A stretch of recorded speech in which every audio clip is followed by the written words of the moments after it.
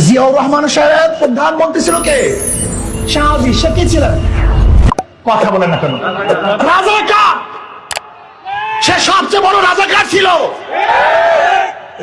জিয়াউর রহমান সাহেবের সংসদের প্রধানমন্ত্রী তিনি ছিলেন রাজাকার, আর এই বিএনপির স্লোগান দেয় এদেশে রাজাকার রাখবো না। কি আছি মূর্খ!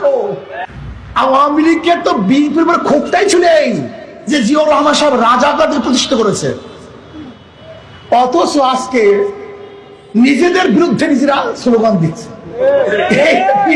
জানি না জিয়াউর রহমান সাহেব কাদের কি দল করছে, তাদের প্রাইম মিনিস্টার কি ছিল, কয় মন্ত্রীতে কতজন রাজাকার ছিল, এরা জানি না, স্লোগান দেয়।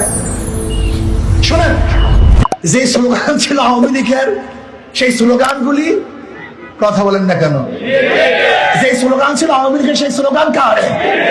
যে স্লোগানের জন্য আওয়ামী লীগ ধ্বংস হয়েছে সেই স্লোগানের জন্য বিএনপি ধ্বংস হবে। লিখে রাখুন, লিখে রাখুন, যে স্লোগানের জন্য আওয়ামী লীগ ধ্বংস, একই